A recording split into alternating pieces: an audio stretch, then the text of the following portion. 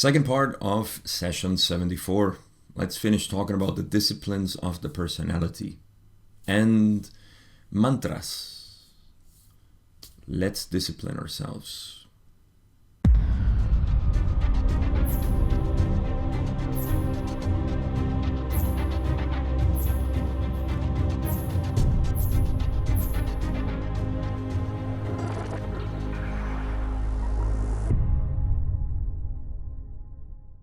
In the first part of session 74, we got into the disciplines of the personality, which is one of my favorite topics because it's one of those things that lead you to what I consider to be the most important thing in my life, which is knowing yourself as the creator.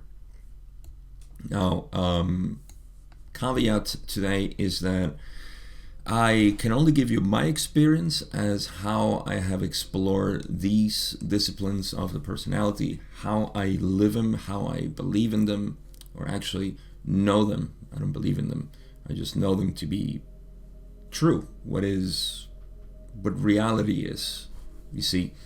So people may interpret this in different ways, and I guess I know that this is fine because we're all supposed to do this in our own way. But one thing remains that is true, and is what Ra is saying when they talk about the disciplines of the personality. I don't think I have much to introduce except for saying that I will read question 9, which is the last question that I covered last time, only to get into the context of the discipline of the personality. There's actually a couple of questions that start surrounding or circling this conversation, and it starts from from question 7, but I won't read all of that. Don was getting into the conversation of how the disciplines of the personality actually feed the indigo ray. So the conversation of the disciplines of the personality were more towards the indigo ray and how it activated it, and there was a misconception from Don thinking that in working with the indigo ray, one may unblock the lower energy center. So all of that is in the first part of this session, which you can always go look in the playlist if you haven't. But yeah, let's get into a recap on question 9 before we begin with the new questions. So here, Don said, "Let me see if I have a wrong opinion here of the effect of disciplines of the personality. I am assuming that a discipline of the personality to, shall we say, have a balanced attitude toward a single fellow entity would properly clear and balance to some extent the orange ray energy center. Is this correct?" Ra says, "We cannot say that you speak incorrectly, but merely less than completely.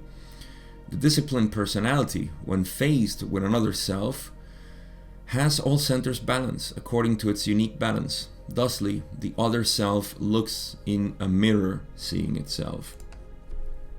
So it's a great context for what the disciplined personality does. You see, I can play with the words here, and I will.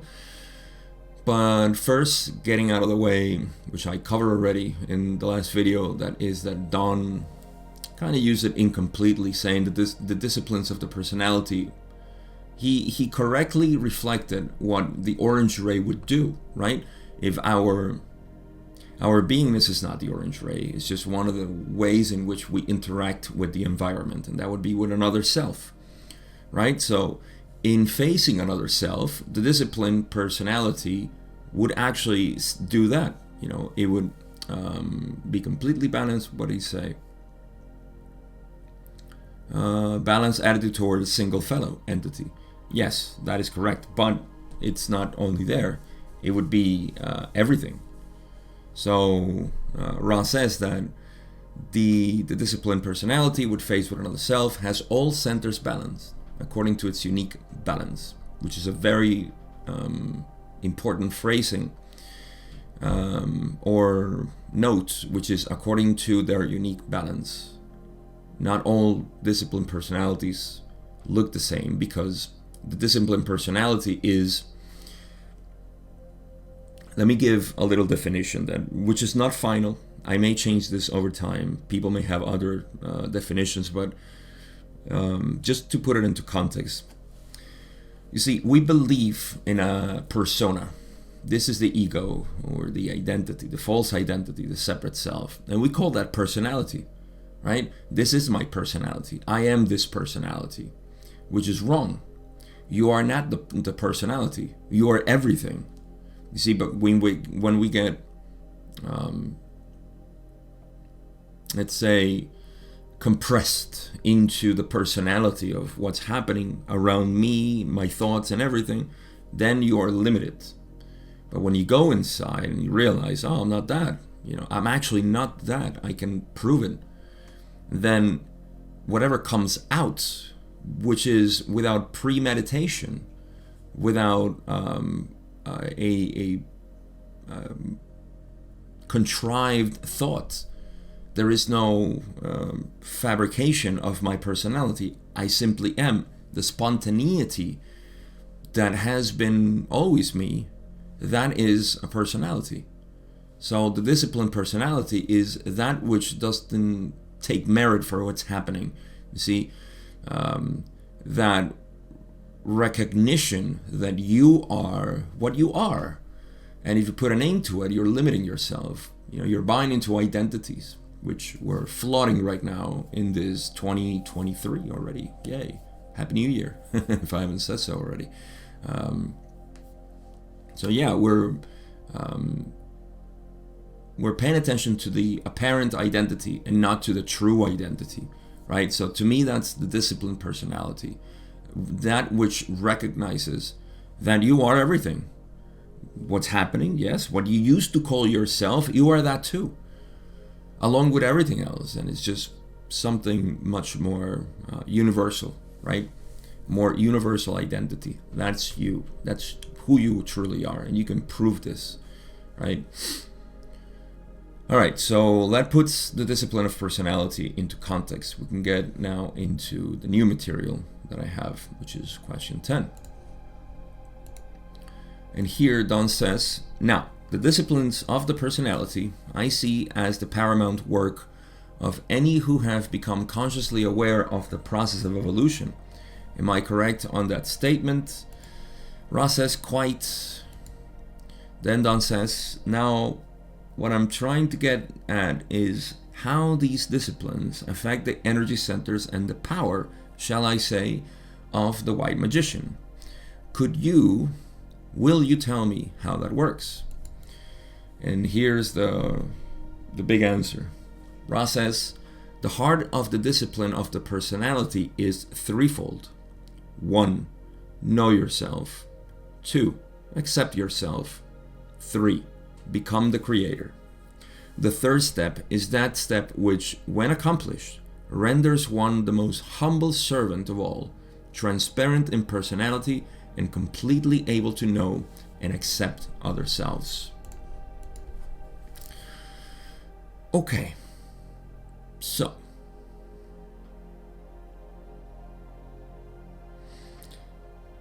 as Don said, yes, first you become aware of the process of evolution, right? That's what generates the interest on the discipline of the personality, right? The paramount work of any who have become consciously aware of the process of evolution, actually is even better phrased. The disciplines of the personality is the focus of anybody who has become aware of the process of evolution. So what is evolution? Let's put that into context first. Evolution can be summarized, and I can say this with full certainty. I don't think anybody would disagree with this in any, no matter what their interest is, what their field of work is in terms of spirituality and metaphysics and so on. Everybody can agree that evolution is the return to the self. Okay? No matter how you see it, you can see it metaphysically in densities of consciousness. You can see it as initiation on the human being, returning to the self. This is evolution. And it happens in the microcosm and in the macrocosm, obviously, because it's all holographic. So, if the process of evolution is the return of the self, which is separated for the purpose of experiences, and then return collecting experiences in the process, that's the whole purpose. It didn't fragment itself for the purpose of, or not even a purpose, by accident. It didn't happen by accident. It happened through free will. I fragment myself through free will to experience. Now, if this sounds foreign to you, realize that you're doing this in your imagination. When you have fantasies and you create scenarios and people and characters or whatever it is that your imagination goes into, you, the one self, is fragmenting itself into pieces. Right? I mean, you're not hurt, you're not broken, you're not anything. So if you follow this language into the fragmentation of imagination, of consciousness, incurring into this separation for experience, then you may see that the process is for that, for experience. Now, you can collapse all this imagination when somebody snaps at you and you say, oh yeah, it was caught in my imagination. All of that collapsed. You went to the singularity, or everything there just went to singularity. And you can open it up again, and you do it again and again and again. And so this is the same process. It's evolution. It's for that, right? It's all about experience. That's why there is no purpose. And a lot of people get this wrong because we're still thinking from the ego, thinking that if there is no purpose, then, oh my God, what am I to do? And so on. So that is the process of evolution, right? Now, when you become aware of the process of evolution, the disciplines of the personality are of paramount work. That is correct. That's what Ross says. You're quite correct. They just said quite, but you can extrapolate there. Now, with that in mind, let's see what the disciplines of the personality is about. What I'm trying to get at is how these disciplines affect the energy centers and the power of the white magician.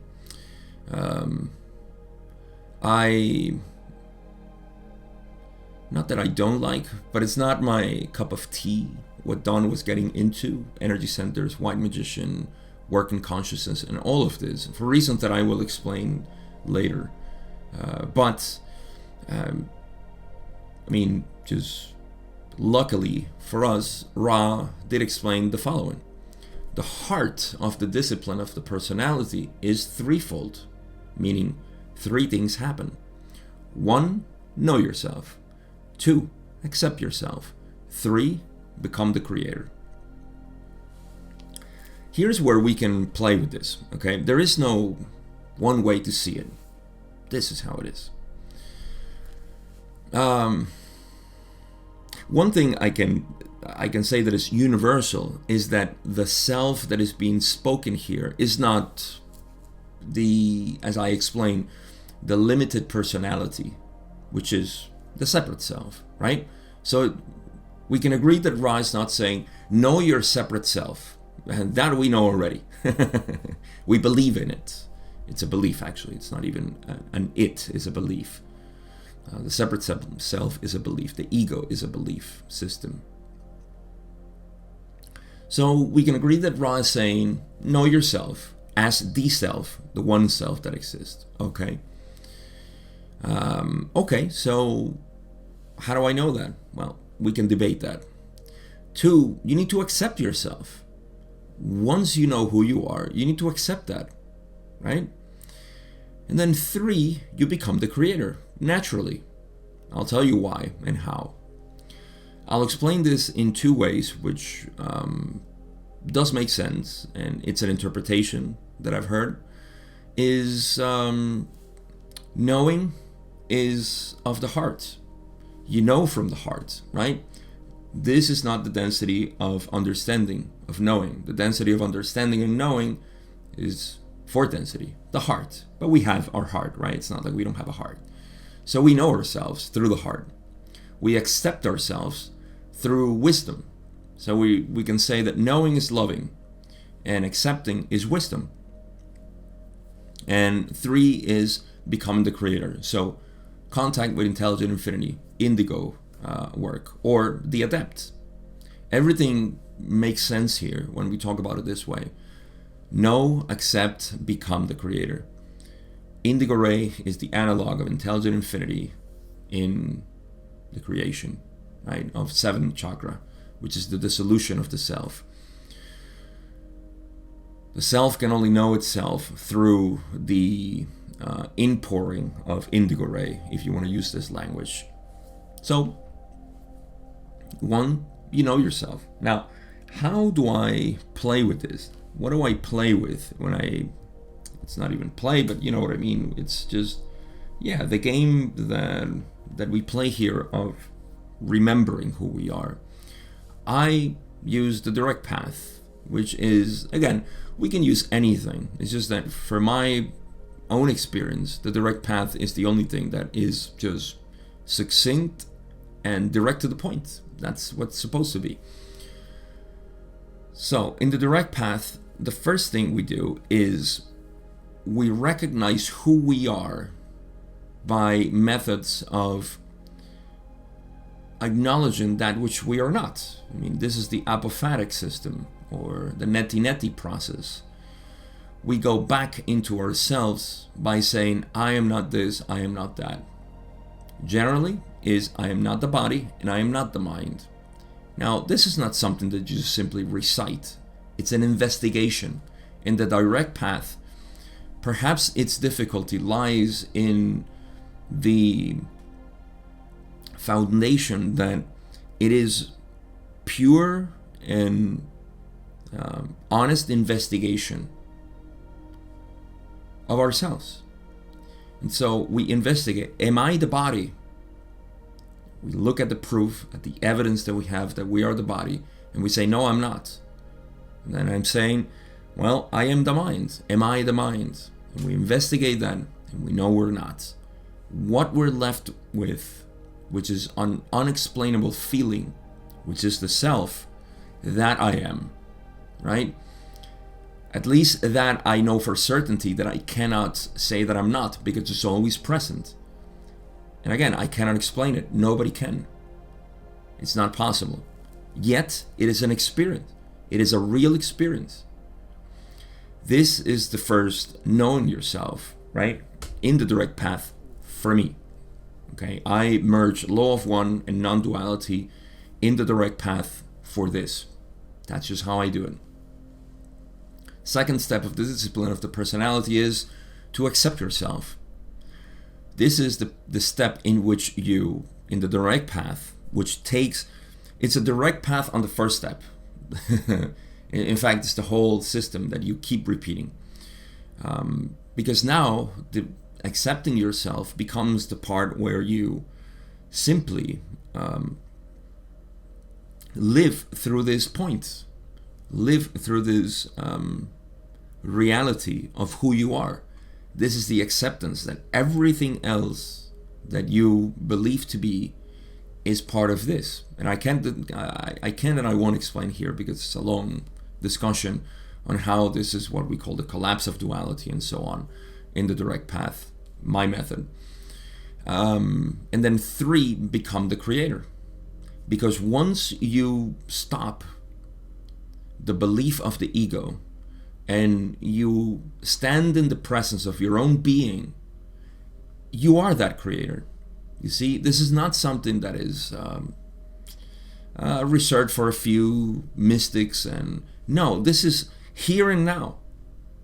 And this is why modern mystics have been talking about this without all the mythology surrounding and all the paraphernalia and the rest of the bombastic practices and all of this, which do have their merits.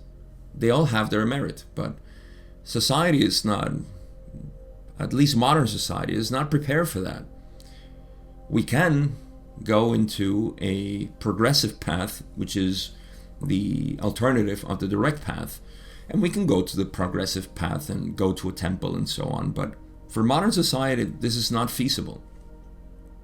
And I've talked about New Age, how New Age is just the recognition of that.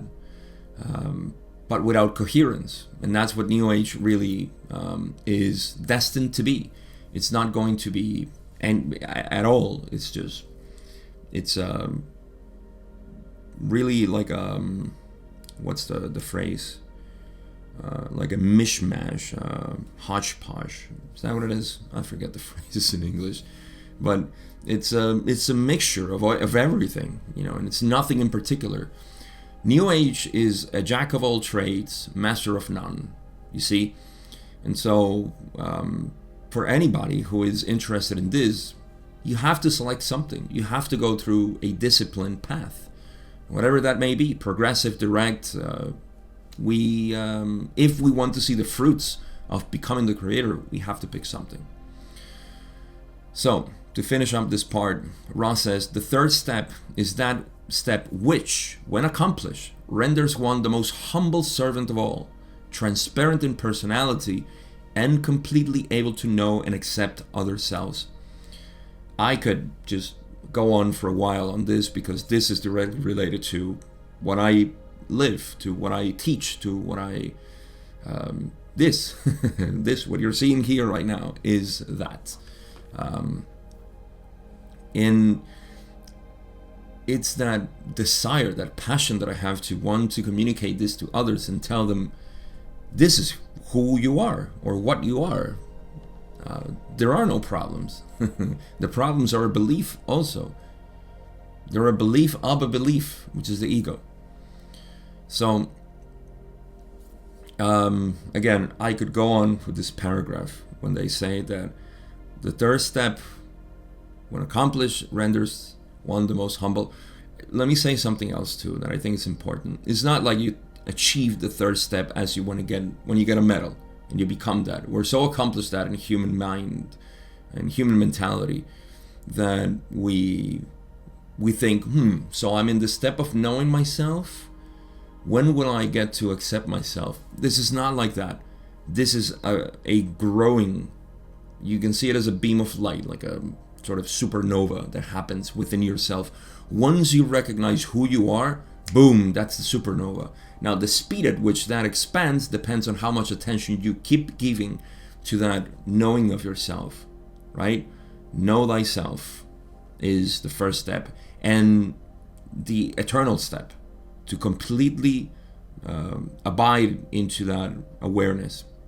You see, so the third step, again, may be the event horizon, if you will, of this black hole that was generated by the supernova. Yes? And this black hole will expand as you give attention to it. The singularity, the creator will expand. So it's not a step that is achieved, right?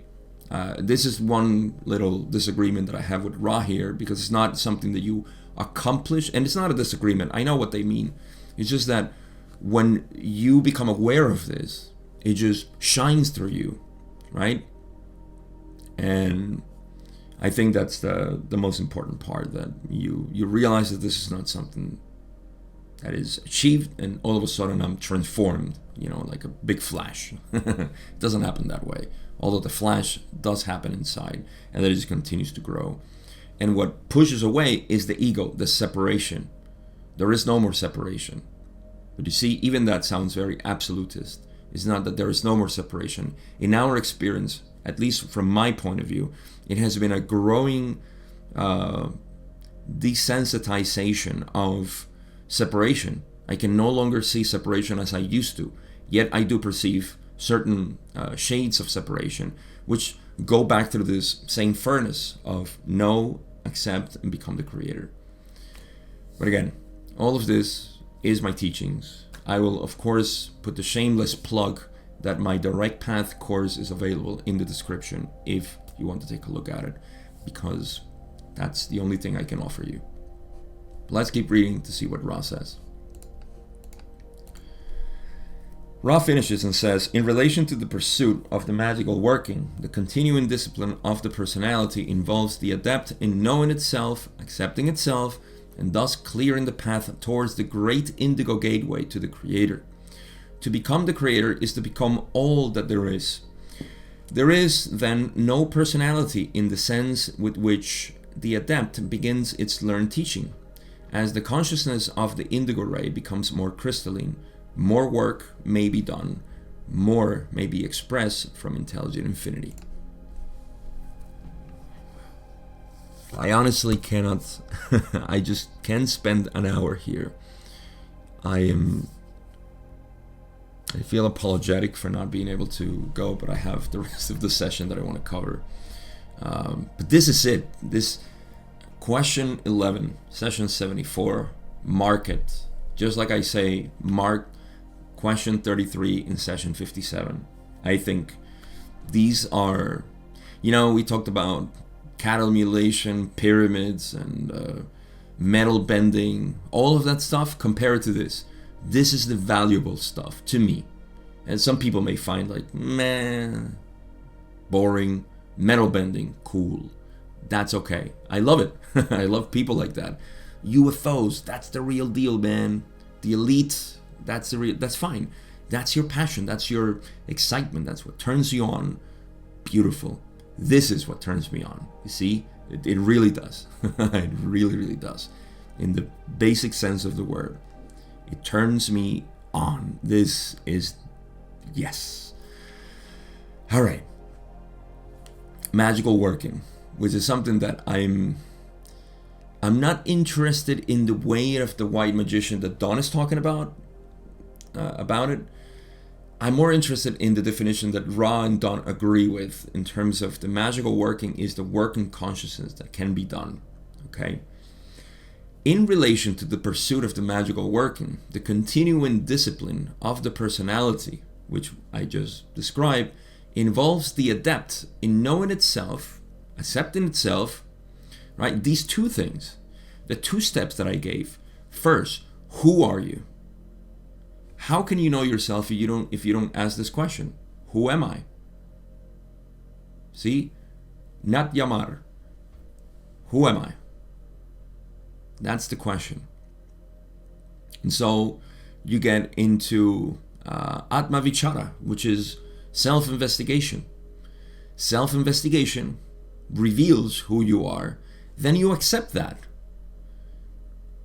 This is the process. When I teach this in the direct path, not only in my course, but with people that I do this work, that's what we do. And when you look at the people who actually I appreciate the most, which are Rupert Spira and Francis Lucille, his teacher, that's in essence, Francis doesn't do this as much as Rupert, but you can see Rupert when he does it, he's always going to, he's guiding you there. Okay, those are thoughts. Now, what is the nature of those thoughts? And you go back to it. Rupert is a master in playing with know yourself and accept yourself. You see, what it's revealed, and he doesn't say it because people need to realize it themselves, is that they're becoming the creator through this. Now, I have the language here in the Law of One, and you have the receptivity for this to know it without getting lost into the magical aspect of it or the fantastic aspect of it. But the reality of it is that this is the process. Now, I'll repeat. The continuing discipline of the personality involves the adept in knowing itself, accepting itself. Okay, for what purpose? Thus clearing the path toward the indigo, the great indigo gateway to the creator. Now you see, this particular discipline of the personality is not something that belongs to indigo ray. This doesn't belong to the heart chakra. This doesn't belong to anything. This belongs to the self. And the self is everything that it is. Now, because if you read what Ra says, through knowing yourself and accepting yourself, you clear the path towards the great indigo gateway to the creator. So, what is the path? The energy centers, you see? So, if the energy centers get cleared, all energy is available to the indigo ray. That's why we associate the indigo ray with the adept's work, because the adept is wanting to know itself as the creator. You see, there's so much I can keep talking about this. Oh my God. the next part, they say to become the creator is to become all that there is. Yes, because there is no longer you in the middle. There is only this. All that there is not that you're going to become the universe and you're going to experience Andromeda and Pleiades and so on. That's it's a very childish and beautiful way to see it, poetic, but it's not that. From the vantage point, and it is a vantage point that you are here, who you truly are, this beautiful expression of the creator, then you become all that there is. From your nails all the way to the sun and anything that appears in your field of consciousness. I won't say your field of vision. That's included in your field of consciousness. Everything that you are, that's what you become. To become that, you need to remove the belief of the separate self. I am this little being, human, bodily, mindful person. No, you're not that. But you have to go there first. There is then no personality in the sense, I just said this, so I won't. Oh my God, I love this. There is then no personality in the sense with which the adept begins its learned teaching. You first begin thinking, I am the separate self. There is no separate self anymore. As the consciousness of the indigo ray becomes more crystalline, more work may be done. Right. More may be expressed from intelligent infinity. That's referring to magic already. Now, what is magic? Healing is magic. Teaching is magic. The expression of the one creator is magic. All of this, because you are creating changes in consciousness, right? When you heal, you create changes in consciousness, whether that be in yourself or in other people. When you teach, it's a teach-learning experience. This, what I'm doing, which is a completely rudimentary way of teaching through camera, but hey, it's a new way for the creator experiencing itself. That's what I'm doing. I'm teaching my own experience. I'm not teaching something that I took out of, the tables of Moses and so on. I am teaching my own experience, and in expressing that, it's this is intelligent infinity being channeled, if you will. Everything that we do from this point of passionate being. Oh, I can talk about this for a long time. We all have this passion. We just have it repressed and so on. But I need to move on. Yes, thank you. Thank you for listening. If you listen to all of this, I appreciate it. But I have to move on to question 12. So, what we have is Don saying, you stated that a working of service to others has the potential of alerting a great mass of light strength. Could you describe just exactly how this works and what the uses of this would be? Ra says, there are sound vibratory complexes which act much like the dialing of your telephone when they are appropriately vibrated with accompanying will and concentration. This is as though many upon your metaphysical or inner planes received a telephone call. This call they answer by their attention to your working. Well, we're talking about, this is the mantra part, right? Mantras, something you repeat and they elicit something. Potential of alerting. Working of service to others has the potential of alerting a great mass of light strength. Okay. What uses this can have? I don't see how Ra made the parallel here. You stated that a working of service to others has the potential of alerting a great mass of light strength. So this is coming from the discussion previously when Ra was explaining. So yeah, this goes back to session 67 or so, when they started talking about the fifth density negative entity that was causing all this trouble. And so that's because they are alerting a lot of light mass when they're doing this work. I explained all that already. And so Don wants to know why exactly and how that works, right? Could you describe just exactly how this works and what uses of this would be? So Ra says there are sound vibratory complexes which act much like the dialing of your telephone. So not only mantras, which is what we can, I believe, because you see, yes, there is, in this case, in the Ra contact, Don, Carla, and Jim, they were receiving these sound vibratory complexes, which were the channel material. That alerts a lot of attention, right? So that attracts attention.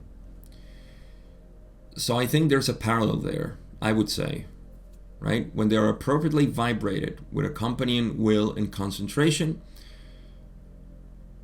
you can see it as, imagine when somebody's talking and they attract people, right? It's because what their vibration is attracting that attention. That's why you see that depending on who is talking, they will alert. For example, Jesus didn't alert many people because a lot of people weren't interested in the vibration of what he was talking about. So, does this have... Yes, it does reflect the mentality of what's around, but let me not go there. It's all about what is being attracted. And in this case, if you're doing service to others, you will attract these forces. That would be the influence of positive or negative. But you always have to attract the opposite too. So it's very complex, and I don't think I want to go into all of that. But the whole thing is that whatever you produce, you vibrate, you exude, if you will, you're going to attract that. So yes, your mind is what you need to cultivate. What are you attracting with your mind? Your mind is the ultimate mantra. How about that? Don says in question 13, there are many of these, speaking of the words. The ones most obvious in our society are those used in the church rather than those used in the magical adept. What is the difference in the effect of those used, say, in the church, in our various churches, and those specifically magical incantations used by the adept? Well, Ra says, if all in your churches were adepts consciously full of will and seeking, or of seeking, of concentration, of conscious knowledge of the calling, there would be no difference. The efficacy of the calling is a function of the magical qualities of those who call. That is, their desire to seek the altered state of consciousness desired. So, yes, magical qualities of those who call. That's what it is.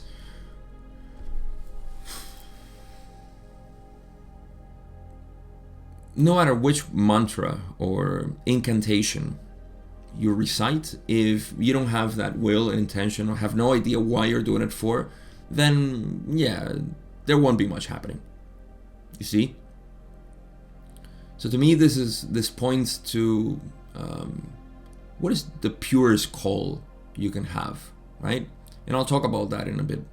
But let's just entertain the idea that there really is, okay, and we're gonna get into that, but there really is a power into what you are exuding, like I said, muttering, articulating, and speaking about. Not only, speech is not just reserved to the vocal cords. It's speech, mental speech is probably the most important. Verbal speech is a consequence of your mind. So you might as well go to the source of your speech and pay attention to that. Why is it that you want to speak that way? And why is it that you want to imprint that in yourself and other people? So a lot of this goes into the eightfold path of the noble path, the Four Noble Truths of Buddhism, right? So the efficacy of the calling is a function of the magical qualities of those who call. And he says, of course, or they say, if in your churches they were all consciously full of will, seeking, or concentration, conscious knowledge, there would be no difference.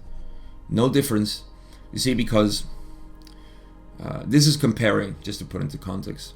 Don was asking those who sing in church, right? And those, excepting Carla, I'm sure, because Carla was completely devoted to the Creator. But the majority of people who sing in church and so on, they just do it because they think it's something that they don't even know, that they're not happy. You know who is really happy? If you go to black churches, I mean, I've been there, and it's such a difference. My Christian friend invited me to this black church. My God, that is just a celebration. They might not even know why, but they're going with it. They're just singing and screaming, and it's just like Alan Watts used to say, it's just nonsense that's being muttered by the priest, and everybody's going along with it. But when they come out, me coming out of church was always like, oh God, oh. It was just like a long phase. Everybody's coming out, or maybe I don't know. It was just weird. When I came out of this church, everybody was happy. Everybody was like, all right, let's go eat. We have this and we have that, and people got enlivened, by this. So there's a difference. There's a difference in chanting just for chanting, and the other one for just feeling this joy out of nowhere. There's beauty in there. So what's my point? That Don was saying, what would be the difference? With the chanting of the adept who knows what he's doing, and the church. And Ra says, well, if they were all full of will, seeking, concentration, and conscious knowledge, then there would be no difference. But they aren't. The efficacy of the calling is a function of the magical qualities of those who call. What are your magical qualities? How much do you are in love? How much do you actually want to worship the Creator? See, that's a dirty word right now. Worship. Oh, you shouldn't worship anybody. How about worshiping that which contains the whole universe? Worshiping the creation itself. That's what we call loving nature. You see? That sounds a bit better, right? Worshiping sounds a little tainted. But yeah, loving everything. How about that? Can you do that? Oh no, I have reasons not to love everything. Well, work with that. Because that's exactly what's causing your problems. You cannot love everything. But I digress. Let's move on. Question 14. Don says, in selecting a protective ritual, we finally agreed upon the banishing ritual of the lesser pentagram. I assume that these sound vibratory complexes are the type you speak for the alerting of those on the inner planes. Is this correct? Ra says, this is correct. Don says, if we had constructed a ritual of our own with words used for the first time in the sequence of protection, what would have been the relative merit of this with respect to the ritual that we chose? Ra says, it would be less. In constructing ritual, it is well to study the body of written work which is available, for names of positive or service to others, power are available. That sounded weird. Because I read it weird, not because it sounds weird. So first, Don wants to know if the banishing ritual was appropriate, right? Appropriate in alerting those of the inner planes. First of all, the banishing ritual, I looked it up once because I was interested when I was reading the Law of One, and is this ritual where you invoke the archangels, and I do remember because they got stuck in me, and I just love the cardinal points of did I forget? I forgot. All right. I think it's Raphael, Gabriel, Michael, Uriel, or in Spanish I say Rafael, Gabriel, Miguel, Uriel, right? Those are the four knots, I guess you can call it that, in which it's directed. And then there are other things that I forgot. The rest I forgot. You have to do some movements and all of this stuff. You already know that I'm not into rituals. I'm not into channeling. I'm not into any of that. Believe it or not, shocking. Yes, here I am talking about channel material. I'm not into channeling. I'm just a scientist, if you will. I think that's what best describes me. I'm an investigator, a researcher of reality. And I just so happen to find this material, channel or not. Some people say it's not channeled. It's just they wrote it It's all a scam, it's all a hoax. Well, fantastic. Look at the material. It's fantastic. I love it. And again, it's coming from somebody who's never channeled, probably never will, not interested in channeling circles or anything like that. I love this material. It's beautiful. So, I assume that these sound vibratory complex are the type of you speak in alerting mass. Yes, so Ross is correct. And Don compares it to, all right, what if I had invented, something? What's the relative merit? And Ra said that it would be less. That makes sense, because if I just start muttering, I don't know, John, happiness, parachute, and earth, these I invoke for whatever, they don't seem to have much power. Why? Because our collective consciousness doesn't know it. Simple as that. I just made it up. See, it's the first time the whole universe has heard that specific ritual I said, which, what was it? John, whatever it was. You see, it's nonsense. Which, again, it doesn't mean that it can't. If I make it powerful enough, then yes, it will. So you create your own rituals. But by the collective consciousness, we have a unconscious, the collective unconscious, as Jung called it. So in constructing ritual, it is well to study the body of written work which is available. For names of positive or service to others, power are available. Yeah, it just reads weird, but what Ra is saying is, like, look up whatever, who is Michael, who's Uriel, who's Raphael, Gabriel. If you're talking about them, what do they mean? You look them up. Oh, it's all archangels. They're all, okay, so fine. I can use them. They have a lot of power in the collective unconscious. That's basically how I see it. Forgive me for being very limited here, but that's territory that I can't go into, and I'm a neophyte. But so far in my coherent model of reality, that's how it sounds. There are things that are very powerful, just like the mantras, and we'll talk about that in a bit. But yes, that's how it works to me. Cuestión 16 or 16. I will make an analogy to the loudness of ringing of the telephone in using the ritual as the efficiency of the practitioners using the ritual. Now, I see several things affecting the efficiency of the ritual. First, the desire of the practitioners to serve, their ability to invoke the magical personality, their ability to visualize while performing the ritual.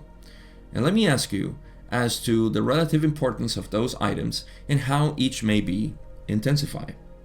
So, Don is, as a researcher himself, want to know the importance of all of these items in terms of constructing and evoking the ritual. Ross says, this query borders upon over-specificity. It is most important for the adept to feel its own growth as teach-learner. We may only say that you correctly surmise the paramount import of the magical personality. This is a study in itself. With the appropriate emotional will, polarity, and purity, work may be done with or without proper sound vibration complexes. However, there is no need for the blunt instrument when the scalpel is available. Well, how do I interpret all of this? I love when Ra doesn't give a direct answer, but they make you think. That's what I love the most. They do make you think. See, so Don again is being very systematic and is saying, I see several things affecting the efficiency of the ritual, like it's a motor or engine. That's how Don used to think. And thanks to Don is that we have this systematic, Ra also. That there's a compatibility there, but they both made a synergy there, right? In any case, the desire of the practitioners to serve, the ability to invoke the magical personality, and the ability to visualize while performing the ritual. Three things. The desire, very important, right? I don't say that one is more important than the other, but you can ascribe whatever importance you desire to it. But yes, the desire of the practitioners to serve, obviously, paramount importance. ability to invoke the magical personality is something that works over time. How you invoke your higher self, that's what the magical personality is, by the way, is the higher self. And I can talk about that, but I don't want to talk about it. Their ability to invoke the magical personality, I just said, their ability to visualize while performing the ritual. That's another skill of visualizing. It's mindfulness, if you want to call it that. So instead of answering that, Ra says that the question borders upon over-specificity, too much, too specific. It is most important for the adept to feel its own growth as teach-learner. You have to, at some point, stop believing in rituals, mantras, entities, calling, channelings, downloads, and so on, as if it's an external thing. You grow from the inside out, and at some point you have to stop relying on the external sources. So it is most important for the adept to feel its own growth as teach-learner. You are the ultimate master. You have to become that. Otherwise, you're still kind of stuck still in the external sources. I'll give you an example of this. You have been saturated in the past by so much information. Too many books, documentaries, videos like this, and so on. All of this saturated you. What is that? Your natural mechanism of going back to yourself and saying, enough. Ugh, cloying already. Too much love and light. I gotta go back to me. And you go there, and everything gets synthesized, and you go back out. You see what I mean? So you are becoming that master. The more and more you become that, the less you need external sources. Because all you're seeking is to be harmonious in whatever it is. And that's why the most prominent masters are prone to be in silence. And not only silence of talking, but in activities and things, because whatever it is what is, and they're not seeking anything. Everything is coming to them, and they're fascinated with it, right? So it's a spectrum, and we're all traveling that spectrum. I'm only pointing out the extremes of the spectrum. The idea is not to become Ramana Maharshi or Bodhidharma or Jesus or whatever. Well, Jesus liked more activities. In any case, we may only say that you correctly surmise the paramount import of the magical personality.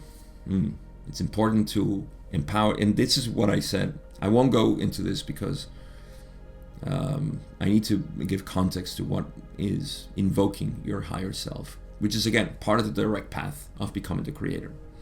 Accepting yourself basically is that part, but I won't get into that. This is a study in itself. With the appropriate emotional will, polarity, and purity, work may be done with or without proper sound vibration complexes. Basically, with the appropriate emotional will, right, polarity and purity, that's all you. Work may be done with or without proper muttering of words, rituals, and so on. However, there is no need for the blunt instrument when the scalpel is available. If you have the scalpel, use it. Don't use the blunt one. Whatever that rings true to you. All right. Next question. Don says, I assume that the reason that the rituals that have been used previously are of effect is that are of effect.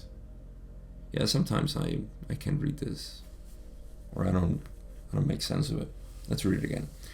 I assume that the reason that the rituals that have been used previously are of effect is that there should be a comma there, maybe, I don't know, is that these words have built a bias in consciousness of those who have worked in these areas, so that those who are of the distortion of mind that we seek will respond to the imprint in consciousness of these series of words. Is this correct? Ra says, this is to a great extent correct. The exception is the sounding of some of what you call your Hebrew and some of what you call your Sanskrit vowels. These sound vibration complexes have power before time and space and represent configurations of light which build all that there is. Wow, this is beautiful and powerful too. All right. Even though my reading of Don's question was mediocre, what Don is trying to say here is that he believes that the effect that these rituals have is because we have built a bias in consciousness. Like I said already, there is a bias is a predisposition, a desire, a connotation that we have already. I've spoken about this with certain words like the N word and the C word here in the United States. Nobody dares say them, nor will I, because I will be inviting that, right? And so there, just like that, there is any sort of connotation that we give to words. And when we have used them in the past for, I don't know, Michael doesn't have, in and of itself, in the sound itself, it's just very, whatever. Michael has nothing to the vibration to it. But we have ascribed meaning to that, just like the N word. There's nothing really terrible about it. You can say it to anybody in the world. Nobody would care. Has nothing, right? But we ascribe that. Now, on the opposite side, first of all, Ra says, yes, you are correct. That's exactly what it is. And Don says that, of course, those who use it, then they will attract that, right? They will respond to the imprinting consciousness of the series of words. Yes, so basically working with words that have power, because we have ascribed power to those words, to that vibration complex, as Ra says. The only exception is those of the Hebrew and Sanskrit vowels. Why? Because these vibrations, the vibration of sounds, Brian, I know you're listening, you're going to love this, and I would love to know more about which of these vowels, if it's even possible to know. But yeah, the muttering of the words here, the articulation of these words, Sanskrit and Hebrew, they have power because, as we'll see, they were here before, right? Before the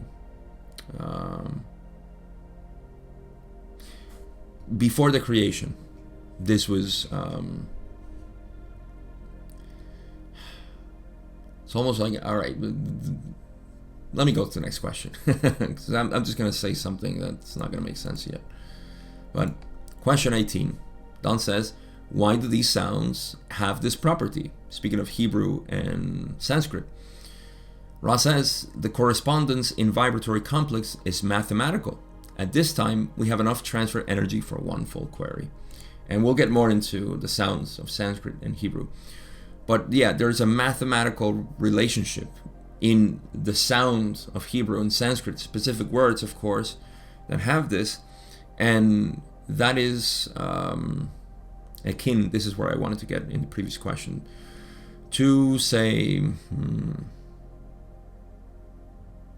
the work of, what's it called? It's not going to come to me. No matter. When you sound music or whatever into a plate that is sensitive enough to receive the waves, and then you see the sound creates these waves and it shapes the sand into specific geometric forms. Mr. Emoto, Japanese man who did the investigation on water, he's known for that. So look him up, Mr. Emoto, E-M-O-T-O. I think it's his last name.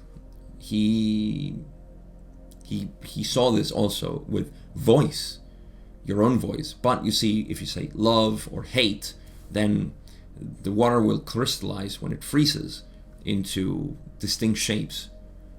Those who are negative, destructive, it's all bleh. Whereas the other ones are beautiful geometric patterns. So the same thing is happening here. All of these things, say, I'll give you another thing. The Icaros, which are sung, I forget my verbs, what the shamanic South American people sing, these Icaros, they say they learned it in their altered state of consciousness. They say, I mean, they don't mean anything. They mean absolutely nothing in their language, right? Some of them might, but the most pure ones, they come from some sort of, I don't know, I was in that vibration and that was the music I was listening to. They're singing that same vibration. Why? Because the universe has laws, and the atom, well, all the atoms vibrate at specific rates and patterns.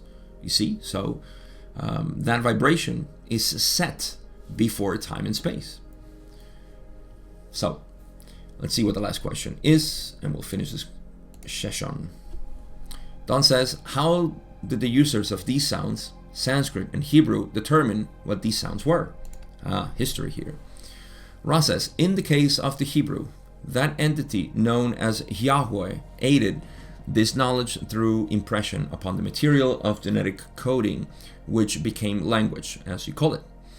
In the case of Sanskrit, the sound vibrations are pure due to the lack of previous what you call alphabet or letter naming. Thus, the sound vibration complexes seem to fall into place as from the logos. This was a more, shall we say, natural or unaided situation or process. We would at this time make notes of the incident in the previous working where our contact was incorrectly placed for a short period and was then corrected. In the exercise of the fire, you may see the initial spiral clockwise from the green ray energy center through the shoulders and head, then through the elbows, then to the left hand. The channel had been corrected before the remainder of this answer was completed. Okay, so first of all, sorry, I should have read that last paragraph different from this one. Two different things. First, Raz answering Don's question. The Hebrews got this knowledge from Yahweh. Let me remind you, this is Yahweh, the confederation entity that aided the population back then. Yahweh was then hijacked by the Orion group to create this sort of distortion that became the elites and so on.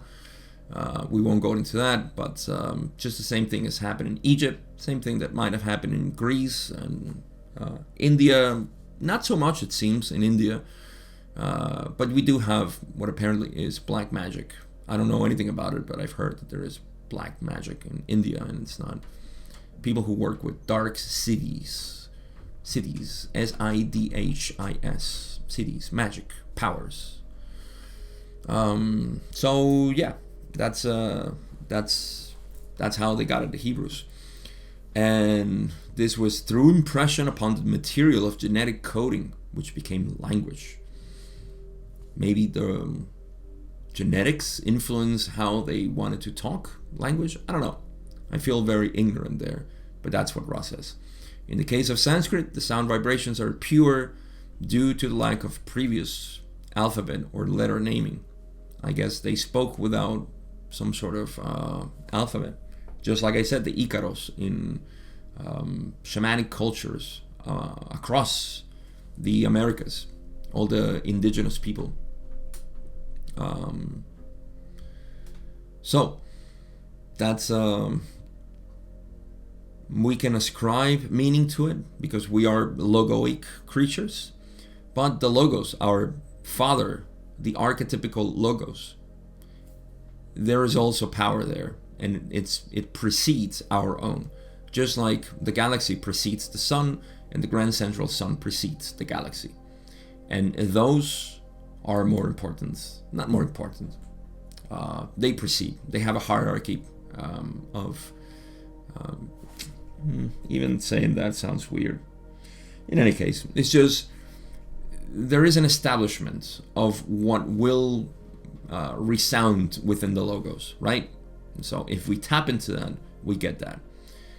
I think we can create, of course, if I say, I don't know, blue elephant, and we all get into blue elephant, and everybody is resounding to blue elephant, and we love it, and we devote our devotion for the creator there, then I assure you that it's going to be a beautiful sound vibration. Blue elephant.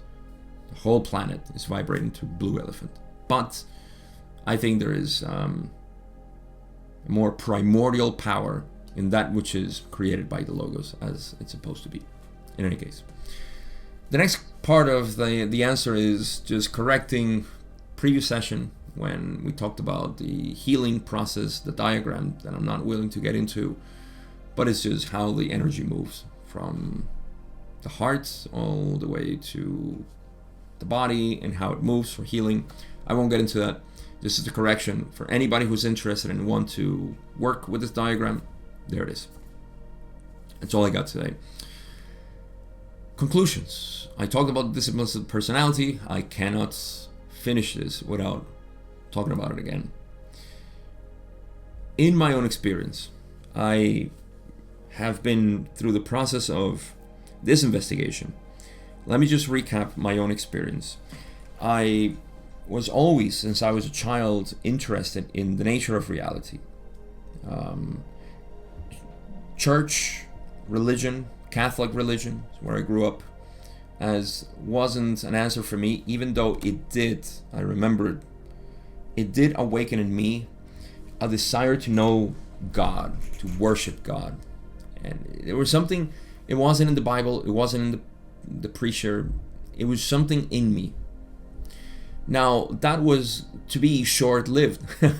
In terms of 2 to 3 years, I discovered science, and science was the ultimate reality to me. So I sort of devoted that passion into science. I invested that passion into science. Then I realized that science wasn't the only answer. That was 3 years ago, exactly 4 years now. My God, time flies. 4 years it's going to be, where I started questioning everything, and I got into the investigation of consciousness. It was the only thing that interested me. You see, of course, with consciousness, you get into plant medicine or altered state of consciousness and breathing techniques and all this organic investigation of consciousness. Then I got into the academics, and then I got into the mystic side of it, and then into practices and so on. And all of this left me with, okay, how do I condense all of this? The law of one appeared, and it still is in my life. It's a study in and of its own. It's a beautiful study. It's not something that is going to enlighten you or anything. And I got into Buddhism, of course, which is my second biggest influence, or parallel. It's not even second. One and one. And through that, I just realized that, so I don't need anything. All I need is to get really curious about who am I. That led me eventually to the direct path, which is Ramana Maharshi's method of self-investigation or self-inquiry. Well, what I discovered was, in my own experience, who am I? Or the feeling when I investigate that. And that feeling is the basis of everything. Again, this is my bias, it's my predilection. It's not the way, it's just how I see it. Those are the disciplines of the personality as I live them. Okay? I can tell you from my own experience that this is how I live them. I know the process of knowing yourself. You can never answer that question. You have no idea who you are. And that reveals the essence of who you are. You are no thing, not nothing. You are no thing. You are that which cannot know. Let me give you an example. The eye cannot see itself because the eye is created for seeing. You cannot know yourself because you are that knowing aspect of reality. You see, so you know yourself. Once you know that, accept that. If you can accept that, and that is the accepting process, is why can't you accept that? Because you already have a predisposed self that we call the separate self. That's fine. As more as you give attention to this one self that you know for sure you are, and you see the unreality of this apparent self, which is the separate one, it starts dissolving. See, like the blue elephant already dissolved from your mind. See, because you don't pay attention to it. But you see, it's the same process. That is becoming the creator. And it happens at any moment. That meditation is that. Meditation is becoming the creator. Becoming the unknown. I have no idea what's happening. I have no idea because I don't know who I am. And then you get into this, and this is the mystical reality. It's not, whoa, lights and suns and entities and all. These are all aspects of a creator enjoying, celebrating reality. You see, it's you. It's you who is the center of everything. So if you get into that, that will liberate you. That truly does. It sets you free completely. So again, I am shamelessly putting my plug again. The Direct Path is a course that I recorded because I'm really bad at marketing. I don't know how else to give you this. So I have that course there. If you're also interested in working with me, I really don't know. I think I still have, I may have my calendar open. Check it out. If it's here, it's here. If not, get in touch with me. Tell me, I want to work with you. It's not so difficult. Find me in social media, Instagram and so on. But other than that, I currently have nothing else. I hope Patreon. Hey, Patreon is there. You can, people who contact me there, of course, I mean, you're my patrons. I need to talk to you. So yes, and I want to create more of this group and community. So yeah, get in there. We'll see what we do. If I get enough people there, we'll start making calls and talk about it. I would love to do that. But yeah, I'm bad at this marketing thing. I'll get better and I'll offer you better things. But for now, that's all I got. Thank you so much again for listening to this. Nothing else to say, but session 75 is on the horizon, and book 4 as well. Session 75, I think, is the last one before we get into book 4. Big changes, new year. Let's get to it. Have fun, take care, and I'll see you in session 75.